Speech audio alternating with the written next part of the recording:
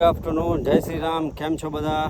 હજી ટોપી પહેરવાનું ભૂલી ગયા છે. તડકો થોડો ઓછો છે, ગરમી 34-35 ડિગ્રી છે એટલે વાંધો નથી. આપણે અહીંયા ડ્રીપ પાથરીએ છીએ બધા આંબામાં. જે નાના આંબા હતા 2 વર્ષ પહેલાં વાવેલા છે એ આંબામાં બધે ડ્રીપ પાથરી છીએ. પાથરવાનું પૂરું થઈ ગયું છે. હવે જે નાના નાના છોટિયા જે સારા છે ને એ બધામાં આપણે આંબાની લાઈનો અટેચ કરવાની છે. આપણા રમેશભાઈ આવી ગયા છે જોઈન્ટર લઈને. એ થઈ જાય એટલે કરી દઈ બધા જોઈન્ટ, પછી તમને બતાવી ચાલુ કરીને કેવી રીતે પાણી જાય છે. તો મિત્રો, હાલત ખરાબ થઈ ગઈ છે. ગરમી બહુ છે, 35 ડિગ્રી છે, પણ પવન ઓછો લાગે છે, બફારો બહુ થાય. હવે આ છે ને આ બાજુનું વાલ, આ જે વાલ છે ને એ અલગ એક ક્લિયર કરી દીધો છે. જે બંધ કરવાના જે લોક આવે છે ને, જેને દેશી ભાષામાં ચશ્મા કહીએ આપે, એ વચ્ચે વચ્ચે ખુલી છે ને બંધ કરવાનું છે. કાલે દુકાનેથી લાવવા પડશે, કાં તો પછી ગોતવા પડશે. અહીંયા ડેલામાં ક્યાંક હશે. બીજો વાલ કરી છે, 3 વાલ છે આનામાં. રમેશભાઈ આપણા છૂટ કરતા આવે છે. હું થોડીક વાર આરામ કરવા બેસી ગયો છું અહીંયા. હાલત ખરાબ થઈ ગઈ છે રમેશભાઈ. આ તો જો પસીનો કેટલો વળે છે. ગરમી જબર ગરમી. શિયાળાને પહોંચી શકો તમે, ચોમાસાને પહોંચી શકો, પણ ઉનાળાને ના પહોંચી શકો. બધી જગ્યાએ ગરમી થાય તમને. તો બીજો વાલ પણ ત્યાં થોડો થોડો પૂરો થવા આવ્યો છે. રમેશભાઈ આપણે ચાય પીએ છીએ, આપણે પણ ચાય પી લીધી.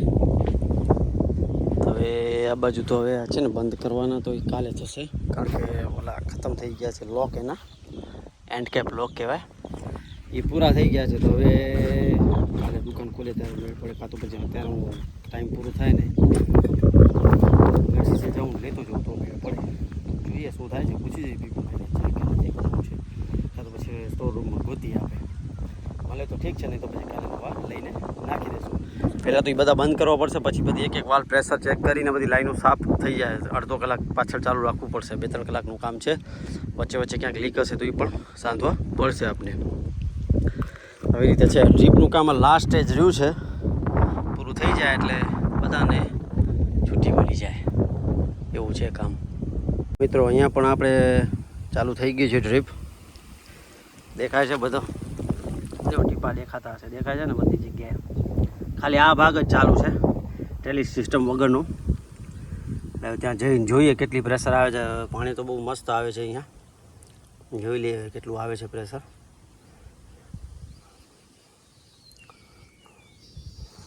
અહીંયા થોડીક ડબલ નળી છે અને આમ કરી દઈ.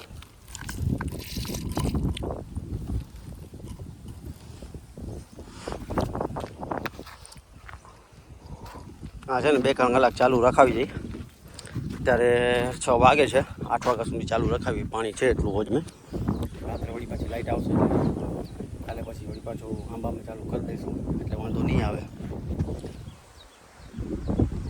આની છે ને લાઈન અહીંયાથી આમ આવે છે, ક્રોસ છે. એટલે પહેલાં તમે વિડીયોમાં જોયું જ હશે કેવી રીતે છે. તો મિત્રો, હવે છે ને આપણે ચાલુ કરી દીધી છે. અહીંયા છે ને સૌથી વધુ પ્રેશર જનરેટ થાય છે 2ની છે અને અહીંયા 1.5ની છે. એટલે આમાં છે ને ઓછી નલીઓ છે એટલે પ્રેશર થોડીક વધુ જનરેટ થાય છે. થોડું લીકેજનું છે અહીંયા, તો એ સોલ્વ કરી દઈશું આપણે વહેલી તકે. તો શું છે, થોડોક અહીંયા ઘાસ બાસ ઓછો ઉગે ને આ છે આપણો વેન્ચુરી છે. અહીંયા આપણે ટાંકી રાખી દઈશું. આ રસ્તો પડ્યો છે ત્યાં શું છે, વેન્ચુરી છે એટલે આવે છે ને ચૂસવાનું કામ આવે. જો સેક્શન કરે છે એટલે અહીંયાથી આપણે દવા કે કંઈ હલાવી હોય ને તો આપણે વેન્ચુરી અહીંયા જે આવે ને એ નથી નાખી. આપણે જે આ સેક્શન છે ને ત્યાં જ નાખી દીધું છે એટલે પ્રેશર ડાયરેક્ટ જનરેટ થાય ને. નોર્મલ પ્રેશરમાં ઓમ શું છે, વેન્ચુરી તમે લગાવો ને પછી ચાલુ કરો એટલે વેન્ચુરીમાં 2ની પ્રેશર હોય ને ત્યાં અડધાની પ્રેશર થઈ જાય. સમજી લો 1.5ની પ્રેશર ઘટી જાય વેન્ચુરી ચાલુ કરવો એટલે. દવા ચૂસવાનું બરાબર રાખી પણ સામે ડિલિવરીની પ્રેશર ઘટી જાય. એટલે શું છે, આપણે ડાયરેક્ટ નોર્મલ પ્રેશરમાં જ સેક્શન જ્યાંથી ચૂસતી હોય ને મોટર એની આગળ જ લગાવી દેવાનું, એટલે ક્લિયર થઈ જાય એકદમ, વાંધો ના આવે.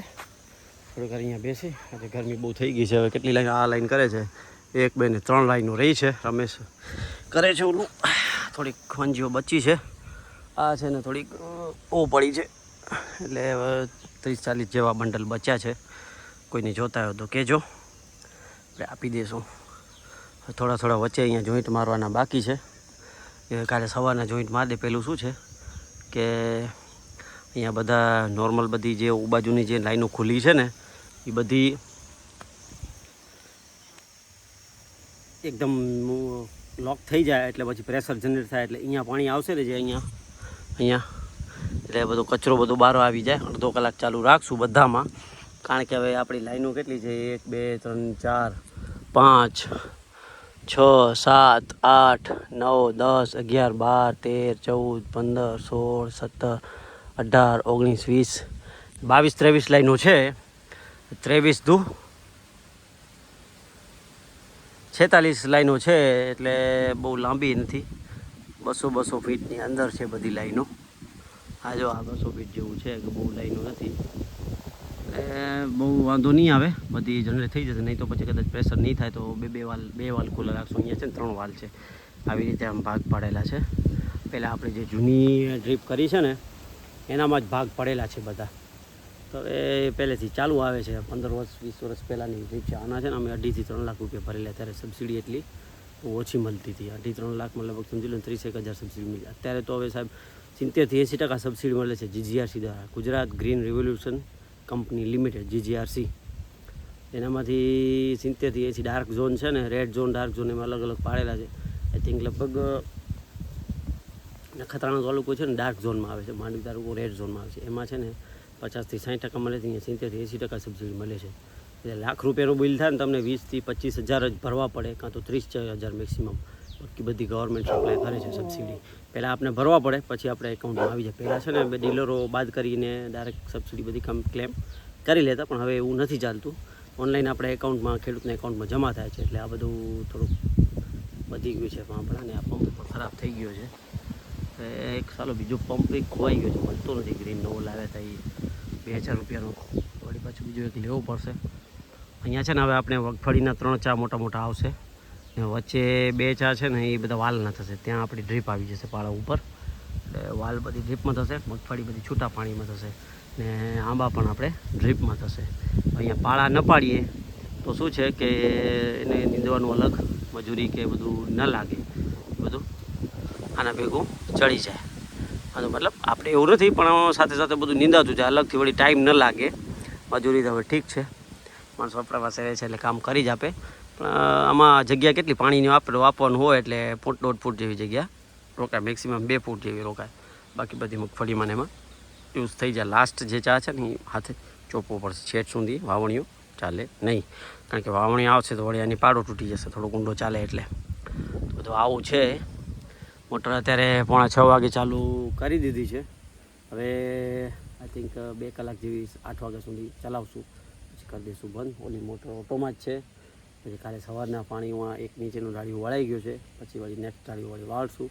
કેરી મોટી છે એ પણ થોડોક સારું ટકી રહે ને બીજું આપણે ઝાડવાને માવજત થઈ રહે એટલા માટે પાણી આપણે આપીએ છીએ. તો ચાલો વિડીયોને કરી અહીંયા એન્ડ. ચેનલ પર નવા હો તો ચેનલને સબસ્ક્રાઈબ કરી દેજો, વિડીયોને શેર કરજો, લાઈક કરજો અને બેલ આઇકન દબાવવાનું ના ભૂલતા. બધાને જય શ્રી રામ, આવજો, બાય.